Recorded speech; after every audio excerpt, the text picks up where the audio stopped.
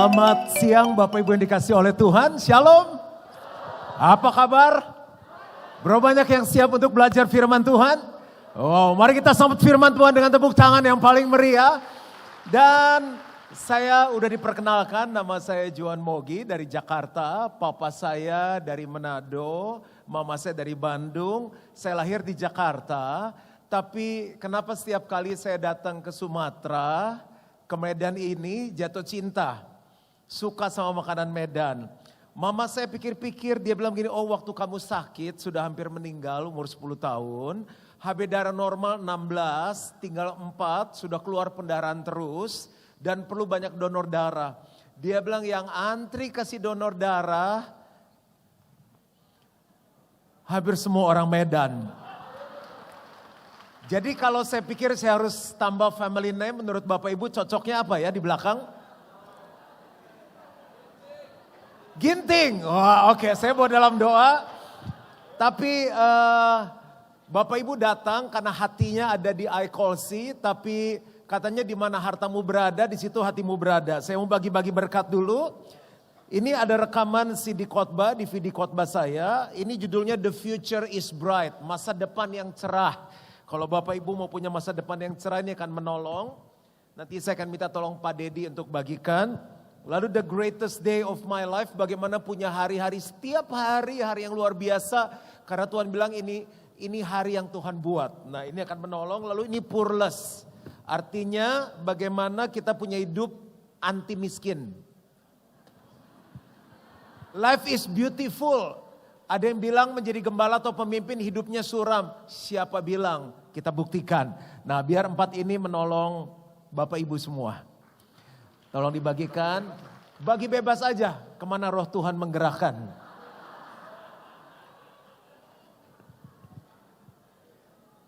Daripada angkat tangan mendingan doa Bapak Ibu.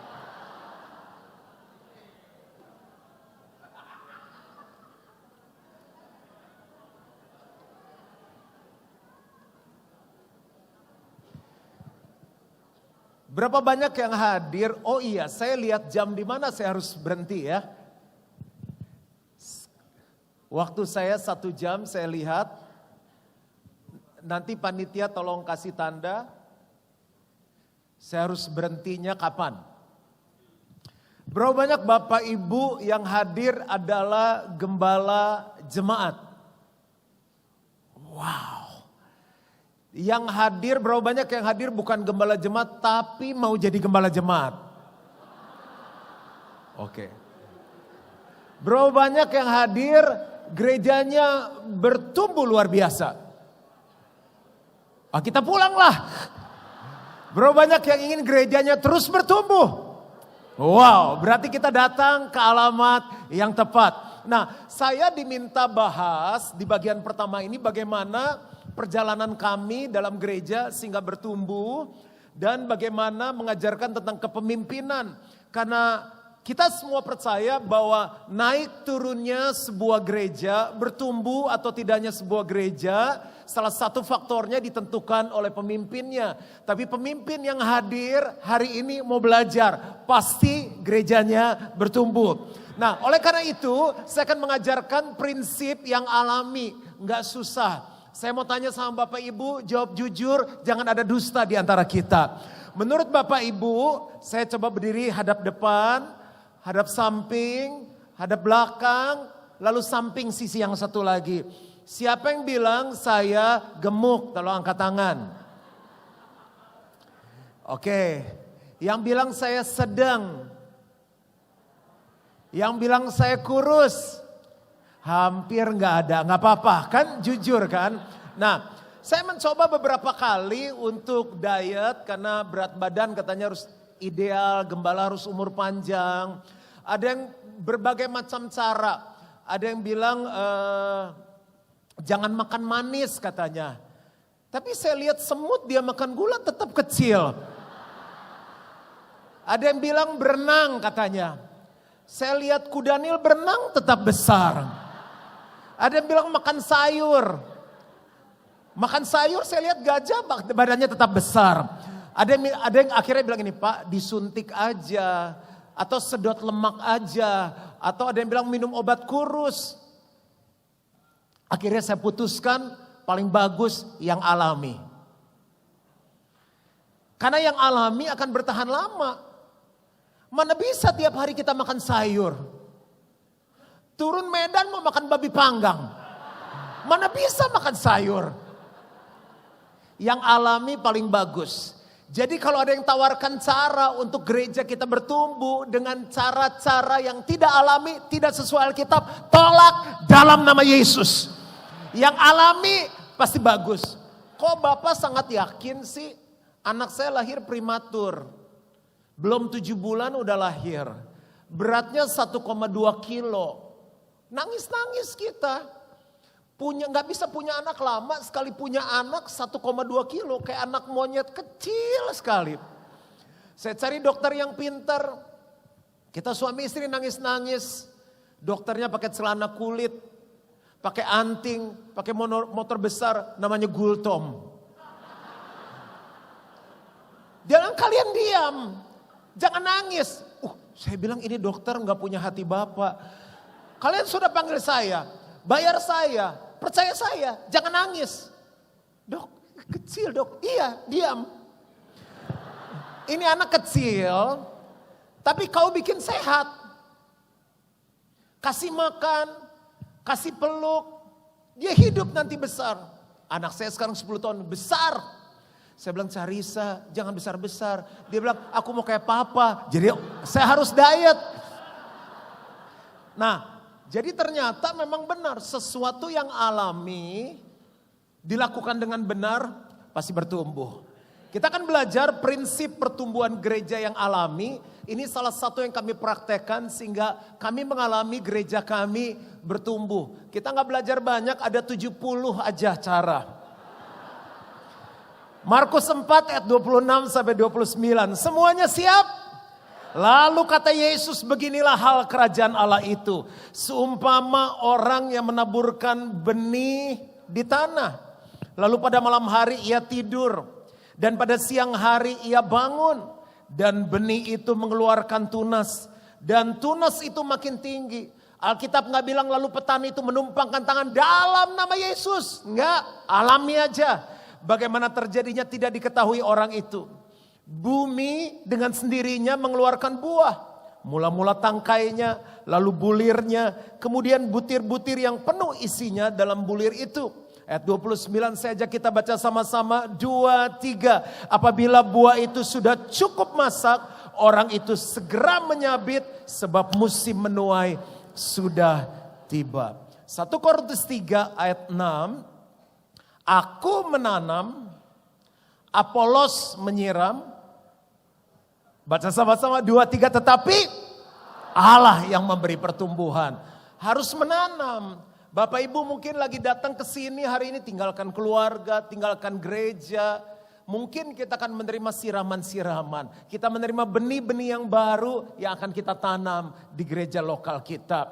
Ada 8 kualitas yang perlu kita perhatikan dan ini kami lakukan mungkin 20 tahun yang lalu supaya gereja kita bertumbuh dengan alami. Jangan ikut-ikutan, jangan latah. Gereja lain kalau puji-pujian lampunya dimatiin. Kita akhirnya lampu dimatiin sehingga harusnya yang datang lumpuh menjadi sembuh, yang sembuh menjadi lumpuh karena jatuh dari tangga. Yang penting alami. Bilang dulu sama kiri-kirinya, alami aja bro. Yang lain bikin brosur, kita bikin brosur. Alami aja bro. Yang pertama, kepemimpinan yang memberdayakan. Bahasa Inggrisnya empowering leadership. Jadi pemimpin harus memberdayakan. Pertanyaannya begini, apakah para pemimpin fokus pada pemberdayaan orang agar mereka bisa melayani? Apa yang jadi fokus kita?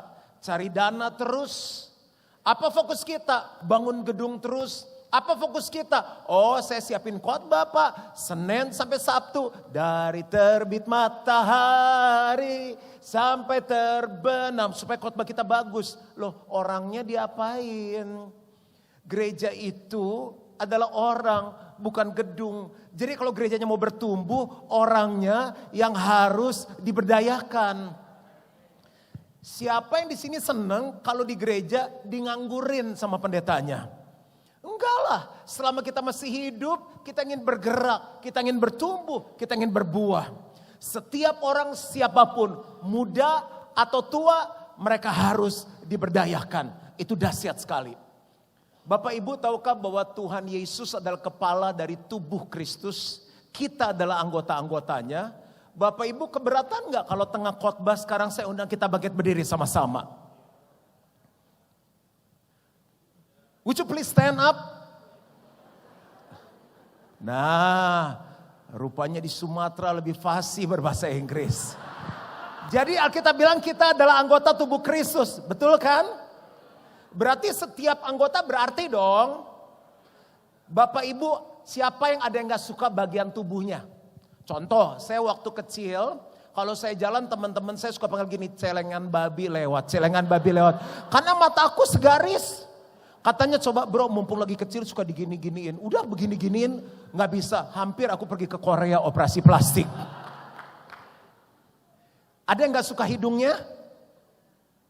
Kenapa gak mancung? Ada yang gak suka warna kulitnya? Siapa yang suka semua bagian tubuhnya? Ih, hebat sekali ini.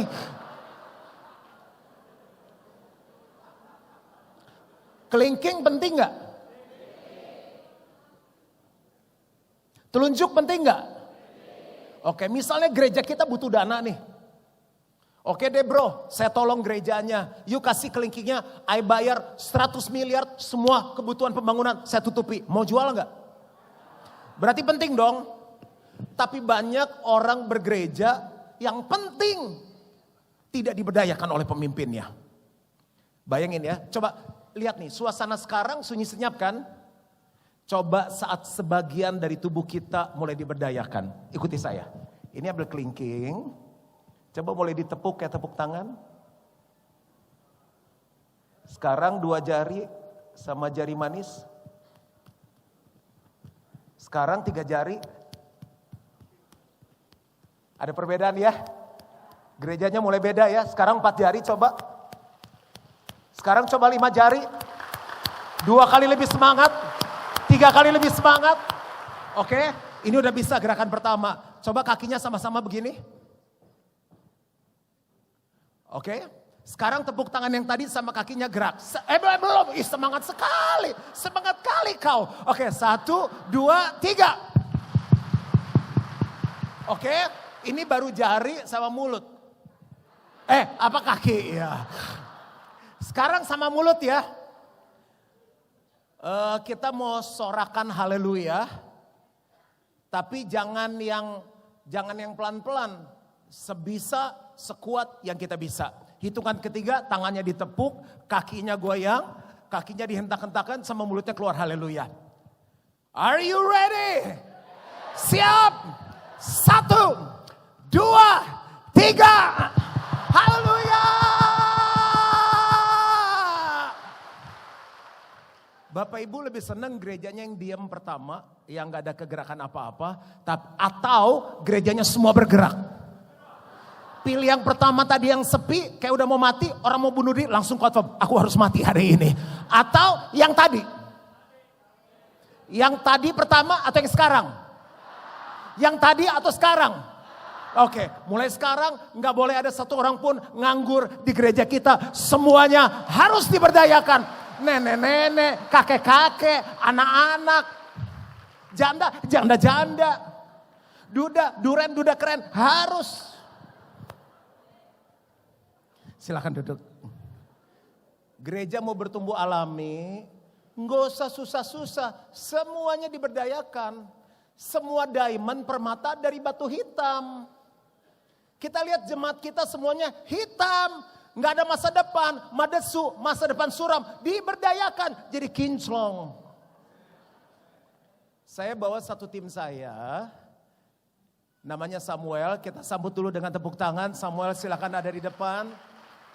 Nah, saya beri waktu sebentar, dia cerita bagaimana keadaan dia saat datang ke gereja dan bagaimana dia diberdayakan.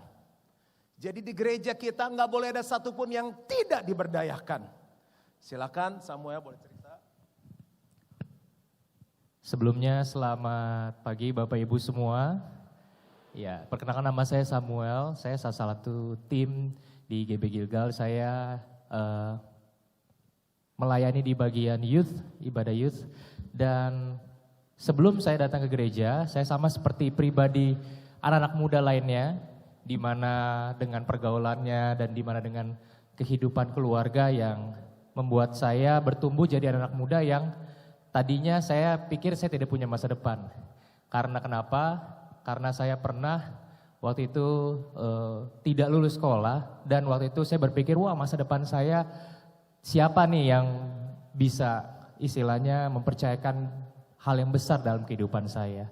Tetapi sejak saya singkat cerita bergabung dengan tim kepemimpinan dan juga saya berada di gembalakan di gereja GB Gilgal, saya merasa bahwa saya sangat diberdayakan dalam banyak hal dan saya mengalami ada 4 kategori dalam kehidupan saya yang diberdayakan. Yang pertama, saya diberdayakan dalam hal kepemimpinan.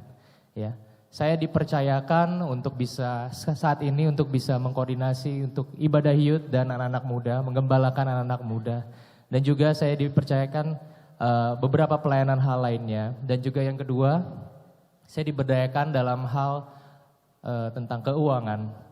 Saya jujur pertama kali saya belajar bagaimana cara untuk bisa mengelola keuangan saya, diajari untuk memberi, menabur, itu di gereja. Karena jujur mungkin saya boleh cerita, saya nggak begitu banyak mengambil nilai-nilai yang saya bisa pelajari dalam kehidupan saya dan kehidupan keluarga saya. Tetapi karena dari gereja ini digembalakan dan dipimpin oleh pemimpin yang baik dan menjadi teladan buat saya dan saya pun belajar ya diberdayakan dalam hal keuangan dan juga dalam hal keluarga. Saya melihat bahwa keluarga itu suatu hal yang penting dan saya belajar dari Pastor Juan dan juga dari beberapa pastor yang ada di gereja. Saya melihat bahwa saya sebagai suami dan saya sudah menikah, saya sebagai suami harus bisa menjadi kepala rumah tangga yang baik dan saya pun belajar nilai-nilai di mana bahwa keluarga itu penting, keluarga itu prioritas dan yang terakhir dalam hal kepribadian saya. Ya, saya terlahir dibesarkan menjadi orang yang stabil, tetapi di gereja ini saya melihat bahwa saya terus dikembangkan dan terus diekspan supaya kehidupan saya terus bertumbuh, kehidupan saya terus berbuah dan saat saya mengizinkan diri saya untuk dikembangkan, ada banyak potensi-potensi yang dalam hidup saya yang tadinya saya nggak tahu dan saya pikir masa depan saya sudah nggak ada, tetapi sejak diberdayakan, diberikan kesempatan untuk memimpin, bahkan juga diberikan ruang kesalahan untuk saya belajar, itu yang membuat saya melihat bahwa ternyata banyak potensi yang besar yang Tuhan taruhkan dalam kehidupan saya. Sekian cerita yang saya bisa bagikan, Tuhan berkati. Tepuk tangannya yang lebih meriah dong. Oke, itu salah satu cerita bahwa semua orang diberdayakan. Thank you Sam, boleh kembali duduk. Yang kedua, kalau kita mau gereja kita bertumbuh dengan cara yang alami, hal yang kedua adalah pelayanan yang berorientasi pada karunia atau gift oriented ministry.